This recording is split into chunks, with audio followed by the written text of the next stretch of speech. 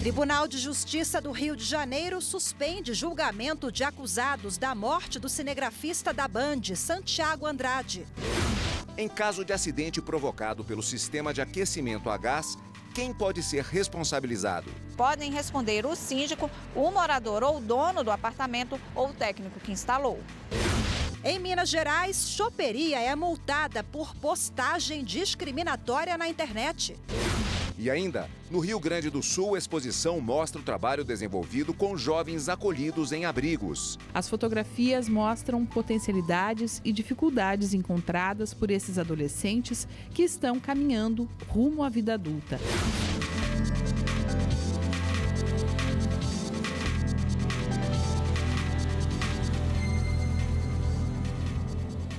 Olá, boa tarde. Boa tarde. A 10ª Vara da Justiça Federal no DF liberou há pouco decisão que pediu a prisão temporária de suspeitos de invadirem o celular do ministro da Justiça, Sérgio Moro, e de outros magistrados e promotores. E quem traz mais detalhes para a gente ao vivo sobre essa decisão é a repórter Carolina Chaves. Olá, Carol, muito boa tarde para você. Boa tarde, Rafaela. Boa tarde a todos. Olha, a Justiça Federal em Brasília liberou a decisão que autorizou a prisão dos 4 supostos hackers que teriam invadido celulares de autoridades no país. De acordo com a decisão, há fortes indícios da prática criminosa e também, segundo o juiz, a prisão se faz necessária para não atrapalhar as investigações. Os 4 mandados de prisão e 7 de busca e apreensão foram cumpridos nas cidades de São Paulo, Araraquara e Ribeirão Preto. Os quatro presos estão aqui na Superintendência da Polícia Federal em Brasília. 2 já foram ouvidos e os depoimentos dos outros 2 foram adiados porque aguardam a chegada dos advogados. Além do aparelho celular do ministro da Justiça, Sérgio Moro, os aparelhos de outras autoridades no país, como membros do Judiciário, também delegados da Polícia Federal, foram hackeados. Voltamos ao estúdio. Obrigado, Carolina. A defesa de Caio Silva de Souza, um dos acusados de matar o cinegrafista da TV Band, Santiago Andrade, obteve no Tribunal de Justiça do Rio de Janeiro habeas corpus que suspende a realização do julgamento pelo Tribunal do Júri, agendado para amanhã. A decisão beneficia também o outro acusado, Fábio Raposo Barbosa. O julgamento fica suspenso até que o mérito do habeas corpus seja julgado. Os acusados respondem pelos crimes de homicídio doloso qualificado e explosão. Em 2014, o cinegrafista Santiago Andrade foi atingido na cabeça por um rojão quando registrava o confronto entre manifestantes e policiais durante protesto contra o aumento da passagem de ônibus. Isso aconteceu no centro do Rio de Janeiro. Ele teve morte cerebral. Os riscos de vazamento de gás dentro de casa. O monóxido de carbono causa asfixia e já provocou várias tragédias. Na hora de instalar um sistema de aquecimento a gás, é preciso seguir as regras da Associação Brasileira de Normas Técnicas, a ABNT. Os 327 apartamentos deste hotel em Brasília contam com 3 sistemas de energia que se intercalam: elétrico, solar e a gás. Independente da economia no aquecimento da água do chuveiro e torneiras, é preciso pensar na segurança. Nós garantimos a segurança através das manutenções preventivas que são feitas em todos os sistemas. No caso do sistema a gás, a preocupação é ainda maior, né? O vazamento de gás que pode causar alguma intoxicação e principalmente a questão de causar um incêndio, uma perda maior. O sistema de gás do hotel fica na parte externa. Se houver vazamento, não há risco de intoxicação. E tudo aqui é monitorado 24 horas. No caso, a manutenção preventiva é diária, certo? E várias vezes ao dia está visualizando e ver se o sistema está ok. Se não tem nada normal, não deixar prolongar, um vazamento, entendeu? Um aquecimento em excesso também. O monóxido de carbono é um gás levemente inflamável, mas altamente tóxico, podendo levar à morte. Por isso, a instalação do sistema por caldeira ou individual deve ser feita por um técnico habilitado com registro no CREA. Em casos de tragédias por vazamento de gás, por exemplo, podem responder o síndico, o morador ou o dono do apartamento ou o técnico que instalou. Os responsáveis podem responder civil ou criminalmente por homicídio culposo quando não há intenção e pegar até 3 anos de detenção. No Brasil, a fiscalização e vistoria do sistema de gás são feitas pelos Conselhos Regionais de Engenharia e Agronomia e Corpo de Bombeiros. As instalações devem seguir as regras da Associação Brasileira de Normas Técnicas, a BNT. Podemos ter, claro, em cada estado uma lei local ou em cada município, mas em relação à lei federal ainda não temos. Porém, as normas técnicas da ABNT, elas estabelecem requisitos e regramentos para que se possa fazer a instalação e a manutenção. E apesar de as normas técnicas da ABNT não serem consideradas leis, porém, efetivamente, elas devem ser observadas para que possamos evitar qualquer negligência, imprudência ou omissão voluntária. No caso de condomínios, as instalações de aquecedores devem ser autorizadas pelo síndico. Todo cuidado é pouco para evitar a repetição de tragédias como a de Santo André, em São Paulo, onde uma família morreu intoxicada por vazamento de gás do aquecedor instalado no apartamento. No Chile, em maio deste ano, outra família de brasileiros que estava viajando morreu pelo mesmo motivo no apartamento alugado. Segundo os bombeiros, os equipamentos de gás para aquecimento da água do chuveiro não eram fiscalizados há 15 anos e caberia ao dono do imóvel solicitar essa vistoria. A Polícia Federal cumpre 17 mandados de prisão e 67 de busca e apreensão em órgãos públicos, residências e empresas na cidade de João Pessoa e outras 6 cidades do interior da Paraíba. As 2 operações, Feudo e Famintos, têm o objetivo de combater fraudes em licitações, superfaturamento de contratos administrativos, corrupção e organização criminosa relacionados à merenda escolar no estado. As ordens foram expedidas pelo Tribunal Regional Federal da 5ª Região e pela Justiça Federal em Campina Grande. O Ministério Público Federal em Minas Gerais entrou com uma ação na Justiça para obrigar a União a contratar uma empresa para guardar e cuidar dos carros apreendidos, que hoje estão no pátio da Polícia Federal em Uberlândia.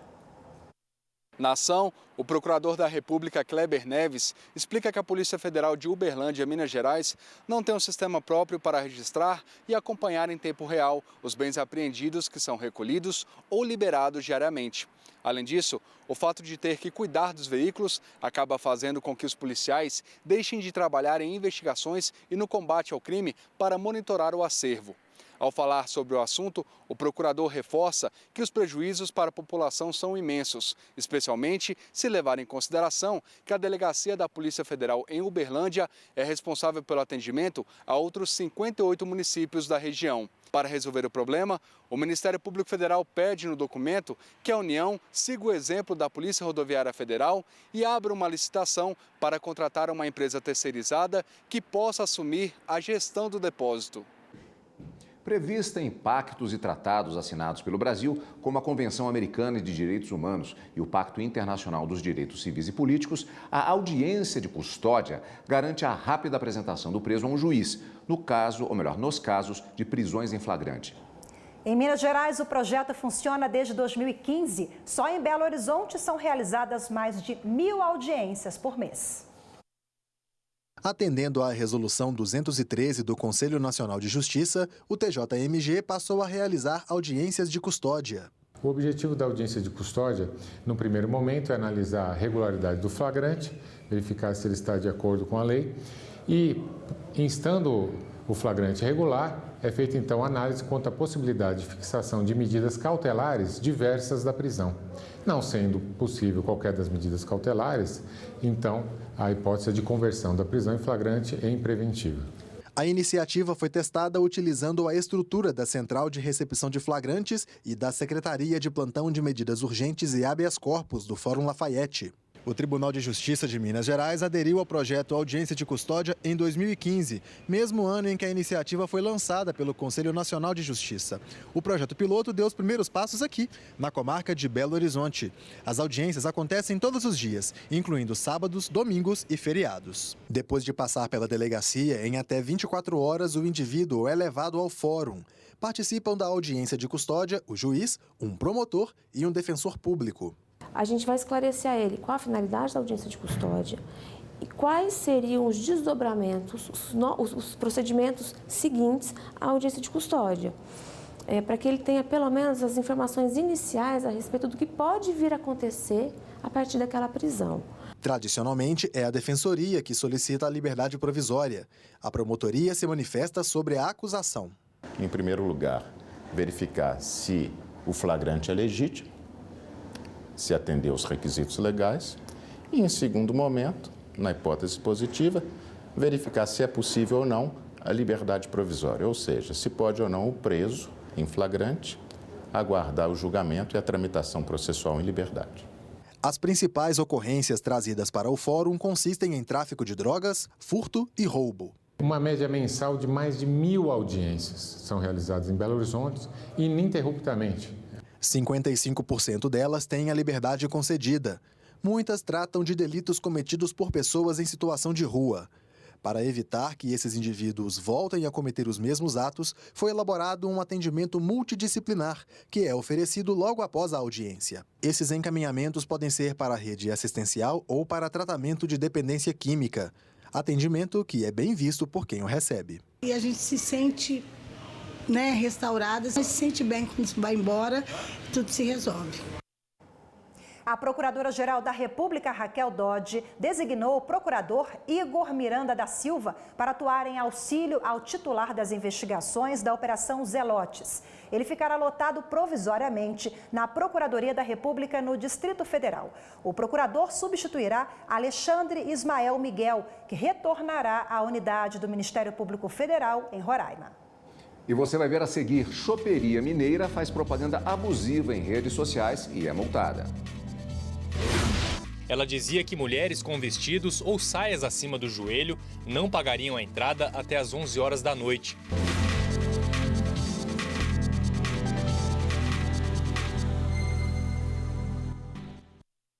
O presidente do Supremo Tribunal Federal, ministro Dias Toffoli, determinou à União que não bloqueie o valor de 444 milhões e 500 mil reais das contas do Estado de Minas Gerais. O valor é relativo à contragarantia de contratos de empréstimo entre o Estado e o Banco do Brasil para a execução do Programa de Desenvolvimento de Minas Gerais e do Programa de Infraestrutura Rodoviária. A medida tem efeito até nova deliberação sobre o caso, após a manifestação do Estado, em especial no que se refere ao seu comprometimento com o Programa de Ajuste de Contas do regime de recuperação fiscal vigente, previsto em lei complementar. E ainda o ministro Dias Toffoli, presidente do STF e do CNJ, está em Fortaleza, no Ceará. É a primeira vez que o ministro visita a capital depois de tomar posse na presidência dos dois órgãos, o STF e o CNJ. A ideia é ouvir as necessidades da justiça local e, com isso, ampliar a integração do judiciário. Na agenda do ministro Dias Toffoli estão previstas visitas ao Tribunal de Justiça do Estado, ao TRT, TRE e à Justiça Federal. E o ex-gerente de um supermercado em São Paulo vai receber indenização de R$200 mil por ter sido acusado de alterar a data de validade de produtos. No processo, ficou comprovado que a prática estava inserida no sistema informatizado da empresa. Foram 34 anos trabalhando no Grupo Pão de Açúcar, em Indaiatuba, no estado de São Paulo. O empregado foi admitido aos 14 anos como empacotador e foi promovido gradativamente até chegar ao cargo de gerente geral. No mesmo ano em que o profissional assumiu a nova função, o supermercado foi denunciado por alterar a data de validade de produtos fracionados, após nova pesagem ou remarcação de preços. Ao ser denunciada, a empresa então apontou o gerente como responsável pela alteração na validade. Ele foi demitido, sofreu processo criminal e o nome dele foi divulgado internamente e também na imprensa. No entanto, depoimentos de testemunhas mostraram que a prática estava inserida no sistema informatizado da empresa. Quando o produto passava por uma alteração de peso ou preço, a balança gerava automaticamente uma etiqueta com um novo prazo de validade. Em primeiro grau, o supermercado foi condenado ao pagamento de indenização de R$400 mil para reparar as consequências sofridas pelo empregado. No entanto, o Tribunal Regional do Trabalho da 15ª Região, em Campinas, afastou a condenação. O TRT entendeu que, independentemente do funcionamento do sistema, o gerente tinha conhecimento da venda dos produtos impróprios para consumo. O caso foi parar no Tribunal Superior do Trabalho. O relator do recurso curso na 7ª turma, ministro Cláudio Brandão destacou que ficou comprovado o ato ilícito da empresa, que incorporou um mecanismo reprovável ao qual estava submetido o gerente. A turma condenou a empresa ao pagamento de indenização no valor de R$200 mil ao empregado. A Associação Nacional dos Procuradores do Trabalho ajuizou no Supremo Tribunal Federal ação direta de inconstitucionalidade para questionar a lei do Estado de Goiás que autoriza, em seu respectivo território, a extração e o beneficiamento do amianto crisotila para exportação. Na ação, a entidade afirma que a lei goiana afronta os direitos fundamentais à saúde, à proteção contra os riscos laborais e ao meio ambiente adequado, previstos na Constituição da República. A entidade pede a concessão de liminar para suspender os efeitos da lei estadual e, no mérito, que seja declarada a inconstitucionalidade dela. O relator da ação no STF é o ministro Alexandre de Moraes. O PROCON de Minas Gerais multou uma choperia de Uberlândia, no Triângulo Mineiro, por agir de forma discriminatória em relação às mulheres, em uma postagem na internet. A divulgação foi feita na página da choperia em uma rede social. Ela dizia que mulheres com vestidos ou saias acima do joelho não pagariam a entrada até às 11 horas da noite e teriam consumação grátis durante todo o evento. A postagem foi feita no final do mês passado pela choperia de Uberlândia, no Triângulo Mineiro. Rapidamente a mensagem se espalhou e chamou a atenção dos órgãos de fiscalização e defesa do consumidor, pelo conteúdo considerado discriminatório. A referida empresa foi condenada administrativamente, sendo que a multa aplicada tem eminentemente o caráter pedagógico a fim de que outras situações como essas não voltem a ocorrer através da publicidade e em respeito a todos os consumidores. Após a polêmica, o estabelecimento tirou a mensagem do ar e fez uma nova postagem pedindo desculpas aos clientes. Mesmo assim, o Ministério Público e o PROCON Mineiros aplicaram uma multa de R$ 720 contra os donos do estabelecimento, por entenderem que a publicidade é abusiva. Nesse caso é uma relação de consumo e aí o artigo 37, parágrafo 2º, já trata dessa questão de publicidade abusiva. E aí daí a gente traz também os princípios constitucionais, que nesse caso seria da discriminação. Hoje até a gente tem também a questão do gênero, né? Não só as mulheres, mas temos outras opções de gênero também, que podem se sentir até lesados, digamos, com esse tipo de postura.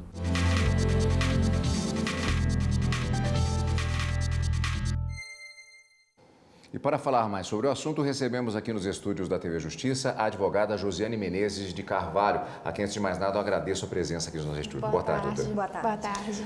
Doutora, o que é a definição de uma propaganda abusiva? Às vezes essa linha pode ser um pouco tênue, talvez não seja o caso aqui, ficou bastante claro pelo que vimos na reportagem. Mas isso às vezes pode ficar numa linha perigosa, alguém pode ultrapassá-la a qualquer momento. Sim, segundo o artigo 37 do Código de Defesa do Consumidor, que é a lei que regulamenta as relações de consumo, né, ele diz que a publicidade abusiva ela pode ter um nível de discriminação de qualquer natureza, ela pode incentivar a violência, ela pode incentivar o desrespeito ao meio ambiente. Então, assim, é uma análise bem subjetiva. A gente tem um rol exemplificativo, mas a cada caso é necessário se analisar a quem que está se prejudicando naquela situação. Se uma publicidade que ofende algum determinado tipo de segmento de pessoas, ela é uma publicidade abusiva. Esse caso que vimos na reportagem configura muito bem esse tipo de publicidade abusiva. Eu queria que a senhora falasse um pouquinho sobre as penalidades de estabelecimentos que fazem esse tipo de propaganda. Certo. Como eu disse, a averiguação, né, a majoração do dano que é causado por essa publicidade abusiva, ele tem um critério bem subjetivo. Então, é preciso analisar o dano que ele é causado, né, a essas pessoas. E aí, a punição, ela pode ser por multa, que teria um caráter pedagógico, e aí se faz a averiguação de qual valor que seria devido.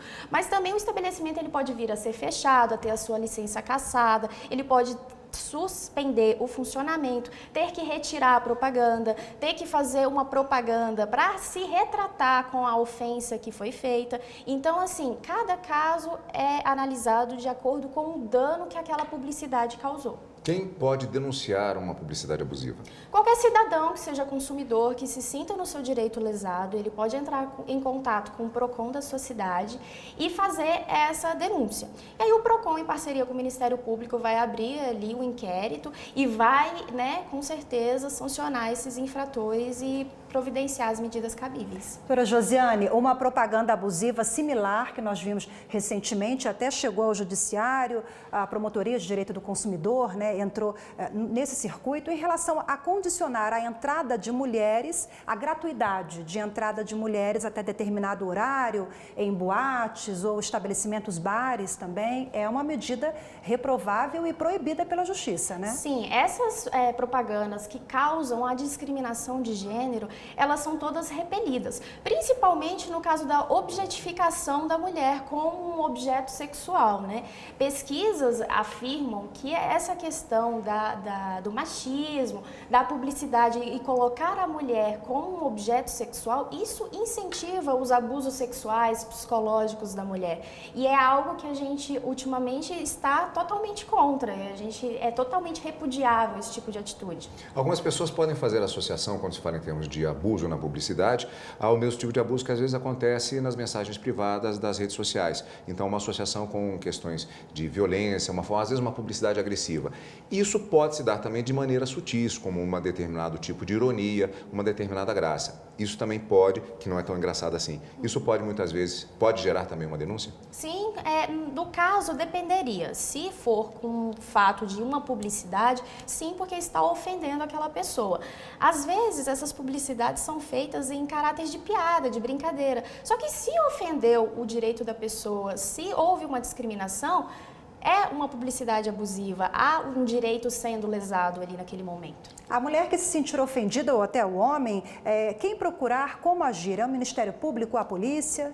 A doutora falou, inclusive, do PROCON, que é uma medida administrativa, mas pode-se ir além. Pode-se ir além. Se for, no caso, essa publicidade abusiva, se puder ser tipificada como um crime, é claro, pode ir até a polícia e o Ministério Público também, que está aí para resguardar os direitos dos indivíduos. Ok, doutora Josiane Menezes, obrigada mais uma vez pela presença. Boa tarde. Obrigada, boa tarde. Obrigado.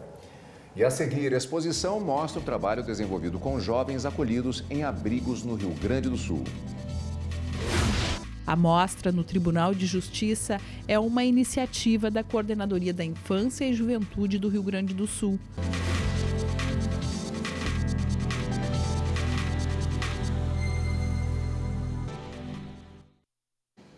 A primeira sessão do STJ define que empregado na lavoura de cana não é equiparado ao profissional de agropecuária. A questão teve origem em ação de concessão de aposentadoria especial. O INSS apresentou ao Superior Tribunal de Justiça um pedido de uniformização de interpretação de lei por discordar da equiparação. Argumentou que o trabalhador da lavoura de cana-de-açúcar não faz jus à aposentadoria especial da atividade agropecuária prevista em um decreto presidencial de 1964. Um segurado pleiteou a conversão de tempo comum em especial do período em que trabalhou na lavoura de cana entre 1975 e 1995. Em última instância, o Juizado Especial Federal considerou válida a equiparação com a aplicação da mesma contagem especial da atividade agropecuária. Mas para o INSS, esse entendimento era oposto ao do STJ. O pedido de uniformização de interpretação da lei apresentado ao Superior Tribunal de Justiça teve como relator o ministro Herman Benjamin. O ministro observou que está pacificado no STJ o entendimento de que a lei que rege o tempo de serviço é aquela vigente no momento da prestação do trabalho. Portanto, não cabe a equiparação entre as duas atividades. E esse foi o entendimento firmado pela primeira sessão. Em Porto Alegre, uma exposição mostra como tem sido o trabalho de formação profissional para jovens acolhidos em abrigos gaúchos. As imagens são do fotógrafo Jason Lowe, que captou experiências individuais. A mostra em cartaz até o fim do mês no Memorial do Judiciário, que fica no Palácio da Justiça. As cenas de aprendizagem e profissionalização de jovens em situação de vulnerabilidade social buscam justamente provocar a sociedade sobre a importância da inclusão produtiva deles. As fotografias mostram potencialidades e dificuldades encontradas por esses adolescentes que estão caminhando rumo à vida adulta, sem o apoio de uma família. A exposição está no saguão da entrada do prédio do Palácio da Justiça em Porto Alegre. A entrada é franca. O projeto tem parceria de Jason Lowe com o Ministério Público do Rio Grande do Sul, o Ministério Público do Trabalho e a Organização Internacional do Trabalho. A mostra no Tribunal de Justiça é uma iniciativa da Coordenadoria da Infância e Juventude do Rio Grande do Sul. O Memorial do Judiciário montou a exposição e tem feito a orientação dos visitantes. Assim, quem for conferir o trabalho, ao chegar no Palácio, pode se dirigir ao memorial no térreo para receber maiores informações. E o Espaço Cultural do Superior Tribunal de Justiça lançou edital para exposições temporárias. Veja como participar. Artistas interessados em expor em 2020 nas mostras temporárias do Espaço Cultural STJ, que fica na sede da Corte em Brasília, têm até o dia 8 de novembro para concorrer à oportunidade. As propostas devem ser entregues acompanhadas de documentos e dossiês. Os documentos podem ser encaminhados para o e-mail espaço.cultural@stj.jus.br ou pelos correios com registro por AR e ainda podem ser entregues presencialmente. As mostras podem ser individuais ou coletivas. As propostas serão selecionadas por uma comissão especial instituída pela diretoria-geral do órgão. Entre os critérios observados estão a adequação do projeto ao espaço físico e à imagem institucional do STJ, a qualidade técnica, a atratividade do tema e contribuição ao enriquecimento sociocultural da comunidade. E a gente fica por aqui. Obrigada pela sua companhia, uma ótima tarde e até amanhã. E você fica agora com o programa Repórter Justiça, que traz o tema Situação de Rua. Para você, uma boa tarde. Tchau.